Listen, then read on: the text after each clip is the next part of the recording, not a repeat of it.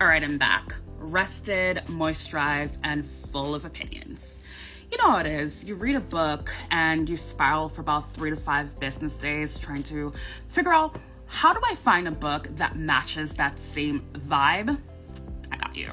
This video is if you like this, you like that, straight from a woman who reads like it's her second job. If you love the Song of Achilles that is tragic, romantic, and rooted in history, then you love Solomon's Crown. Patroclus and Achilles were two men caught in love and legacy. Let me introduce you to Philippe and Richard. So in the Song of Achilles, it's a retelling of the Trojan War told from the POV of Patroclus as he shares his love for Achilles in this devastating, tragic Greek mythology retelling.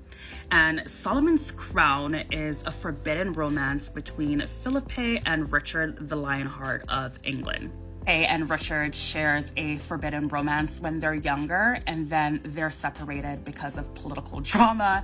And when Richard comes back, they're now rivals, and Philippe has to tend with the memory and loss of a lost love and whether or not they could reunite in something much greater than what their political worlds is telling them to do.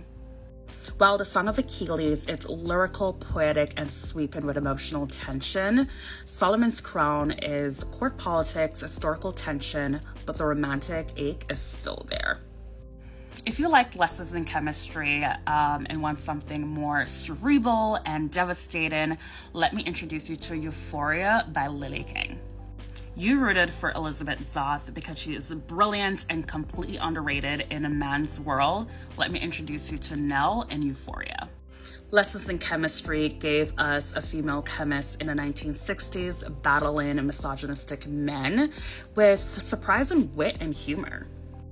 Euphoria follows Nell, a gifted anthropologist, loosely inspired by Margaret Mead, which was an iconic female anthropologist during the 1930s, as she goes to Papua New Guinea with her husband and a fellow anthropologist friend. While Lessons in Chemistry is sharp and accessible, Euphoria is heatier, lush, and dripping in tension. There is a love triangle, but it's not really about romance. It's about who gets to define truth in power, patriarchy, in terms of both relationship and research. It's the kind of book that makes you feel like you've earned a PhD in under 300 pages, gorgeous, poetic, and quietly shattering. If you like dark matter because it's mind-bending and philosophical, then you like The First 15 Lives of Harry August.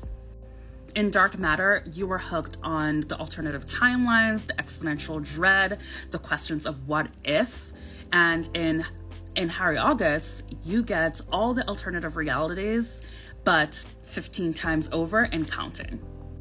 In Dark Matter, you follow a man that is ripped from his life, who has to navigate alternate versions of reality as he fights to get back to his central timeline to those he loves.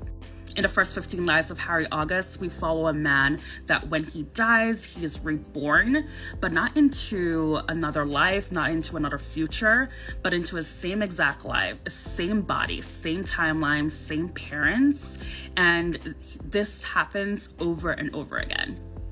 The book is about Harry's journey from among different lifetimes, from childhood to death, as he quietly discovers a secret among people like him that has the potential to destroy the world entirely. So where Dark Matter is fast-paced and cinematic, Harry August is slower and more philosophical, asking, what can you change, or if you even should?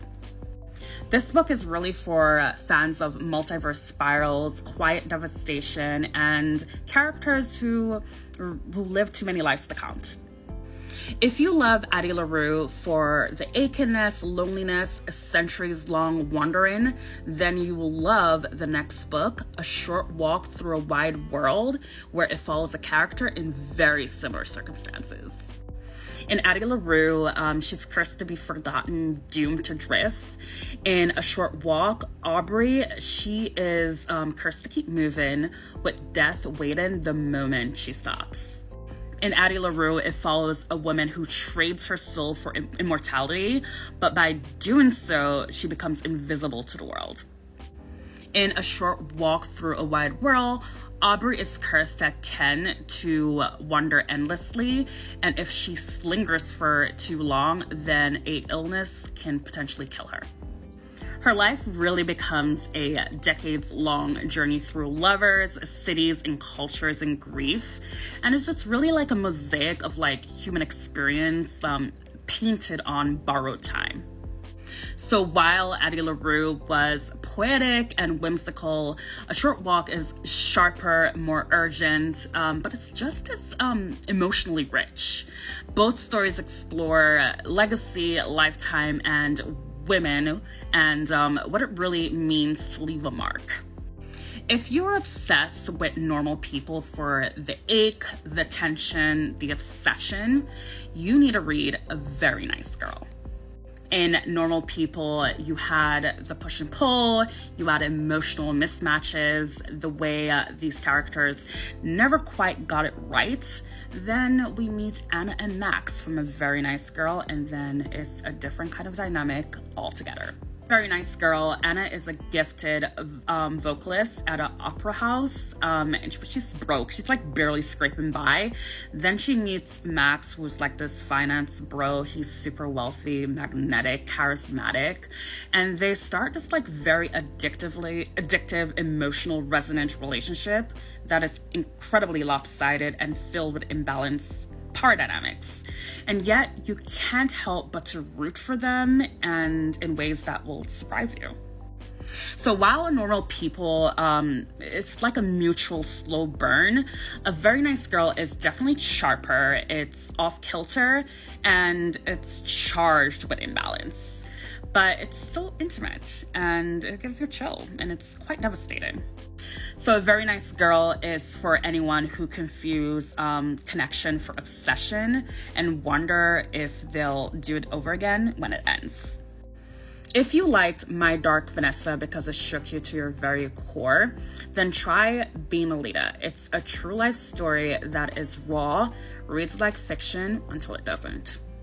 My Dark Vanessa is a literary gut punch. It's a fictionalized account of a teenage girl who gets into a relationship with her teacher, and only to question everything that she's done and what transpired as an adult. In Being a Leader, which is a memoir, it follows Allison's Wood account of her time as a 17-year-old when she got into a relationship with her English teacher. The prose is immersive, it's seductive, and the dynamic is really quite devastating as you dissect the different angles. Like Vanessa, it's retrospective and emotionally precise, but the fact that it's true and the manipulation and blurred lines actually happens, it hits differently.